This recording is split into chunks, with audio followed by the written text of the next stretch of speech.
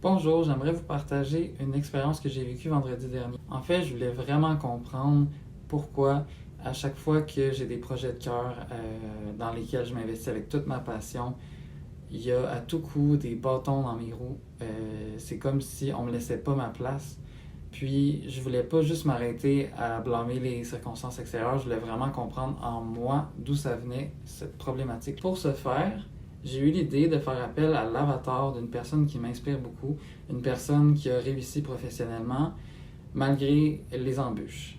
Le but était soit d'aller chercher les enseignements du processus de cette personne pour réussir à parvenir à ses fins et à inspirer les autres, ou bien qu'elle puisse me refléter qu'est-ce qu'il y avait en moi qui bloquait cet achèvement. Lorsque la connexion s'est faite entre moi et l'avatar de la personne inspirante, j'ai ressenti une pression au niveau du cœur. J'ai donc demandé à mon inconscient de me ramener à la source initiale de cette douleur-là, que je comprenais à ce moment-là était une somatisation de la problématique vécue.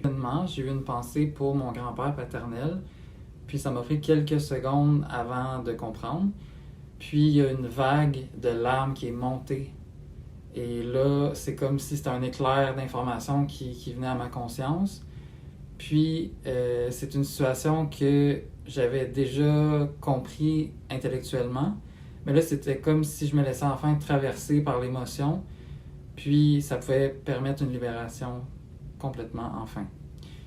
Je vous explique l'histoire. Dans le fond, pourquoi j'ai pensé à mon grand-père, c'est parce que quand ma mère était enceinte de moi, mon grand-père, lui, était en phase terminale de cancer.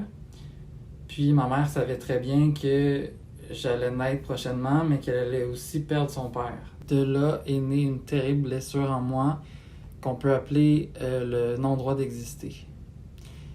Donc, à partir de ce moment-là, j'ai fait plein de liens, j'ai eu plein de flashs d'événements récents et moins récents qui pouvaient expliquer tout ce qui se passait en arrière-coulisses, qui faisait en sorte que je créais une réalité où est-ce que j'ai pas ma place. Peu importe les efforts que je mets en place, ça ne déboulera pas à des résultats concrets. Donc, vous pouvez imaginer à quel point que ça me donne envie de procrastiner, de m'auto-saboter, puis que c'est un très grand cercle vicieux. Mais la morale de cette histoire, c'est que quand on va plonger dans la source, la réelle source de ce qui nous fait du tort, et qu'on prend la pleine responsabilité de ce qui se passe dans notre vie, toute réalisation devient possible.